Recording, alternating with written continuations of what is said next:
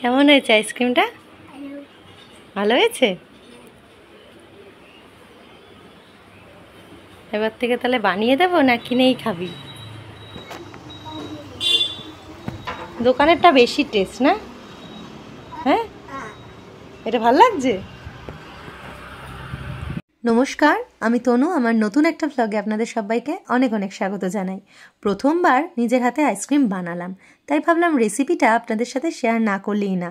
কারণ খুব কম ইনগ্রেডিয়েন্টস আর একদম সহজ উপায়ে চটজলদি ঘরোয়া কিছু জিনিস দিয়ে বানিয়ে ফেলবো আইসক্রিমটা, আর সেটা হবে কি না প্রচণ্ডভাবে হেলদি। দুধটা সবার আগে জাল দিতে বসিয়ে দিয়েছি। দুধটা খুব ভালো করে ঘন করে জাল দেবো। আর এদিকে দেখুন একটা জ্যাগরি পাউডার নিয়ে এসেছি, চিনিটা ব্যবহার করব না বলে। ওর বাবার তো সুগার, আপনারা যারা আগের ব্লগ দেখেছেন তারা জানেন। তো চিনির বদলে এই জ্যাগরি পাউডারটা সুগার পেশেন্ট কেন, যে কোনো মানুষেরই খাওয়া বেশ ভালো। আর নিয়ে নিয়েছি এখানে সামান্য মাখানা, কাজু বাদাম, আমন্ড, গুঁড়ো দুধ আর স্বাদ মতন জ্যাগরি পাউডার। ঘড়িতে বাজে এখন রাত্রি 11:30। এই সময় আমি আইসক্রিম বানাতে বসলাম। সন্ধেবেলা ইচ্ছে হয়েছে আইসক্রিমটা বানাবো, তাই সব সরঞ্জাম কিনে এনেছি সন্ধেবেলা গিয়েই। তারপরে কুহুকে খাওয়ানো, ওর বাবা এলো রাত্রি ওই 10:30 পৌনে 11টা। খেয়ে দিয়ে উঠতে উঠতেই 11:30 বেজে গেল। কিন্তু মন যখন করেছি তখন আইসক্রিম তো আজকে বানাবোই। এদিকে নিয়ে নিয়েছি এলাচ। এলাচটা কিন্তু অবশ্যই লাগবে, আইসক্রিমের ফ্লেভারটা খুব ভালো আসে। দুধটা কিন্তু বেশ অনেকটা ঘন হয়ে গেছে। এবার এখানে এলাচ গুঁড়োটা দিয়ে দিলাম। আর এদিকে মিক্সিং জারে এই মাখানা, কাজু বাদাম, আমন্ড সব কিছু একসাথে দিয়ে একদম গ্রাইন্ড করে নেব।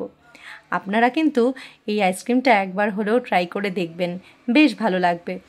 বাইরে তো কিনে কম বেশি খাওয়া হয়, তবে ঘরে কিছু বানিয়ে খাওয়ার মজাই আলাদা, সেটার স্বাদও যেন দ্বিগুণ হয়। আর যারা প্রথমবার দেখছেন চ্যানেলটা প্লিজ সাবস্ক্রাইব করে দেবেন। নতুন একটা চ্যানেল সদ্য পথ চলা শুরু করেছে। আর দেখুন এদিকে গ্রাইন্ডটা কিন্তু একদম মিহি করে করে নিতে হবে। এবার দিয়ে দিলাম এখানে গরম দুধ। এই গরম দুধ দিতে গিয়ে কী যে বিপদ হয়েছিল আমার, তাই আপনাদের মাঝখানের স্টেপটুকু আর দেখাতে পারলাম না।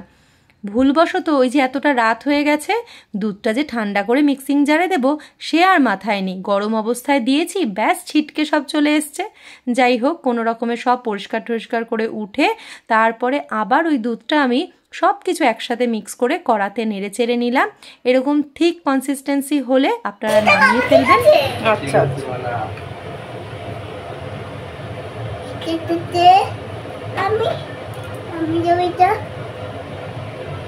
দাঁড়াও, আস্তে আস্তে করে দিয়ে দিয়েছো। আচ্ছা, এটা দিয়ে দাও। এটা দিয়ে দিয়েছি, আস্তে করে দিয়ে দাও। আচ্ছা,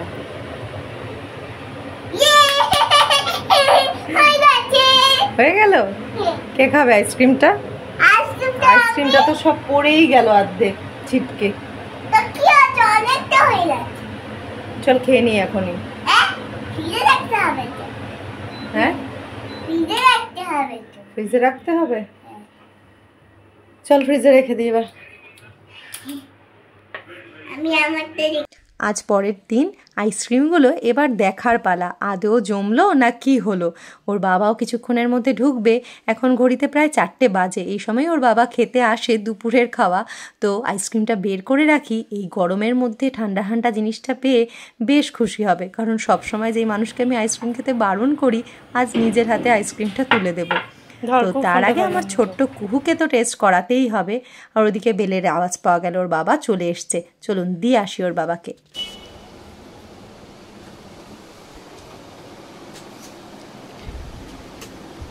এই যে বানিয়েছি, খেয়ে বলো কেমন হয়েছে। বাবা একটু বলো কেমন হয়েছে খেতে। যত ইচ্ছা তত খেতে পারো, এতে কোনো বারণ নেই। আরেকজন তাকিয়ে আছে এই আইসক্রিম। ওর বাবার কাছে তো বললো আইসক্রিমটা বেশ ভালোই লেগেছে।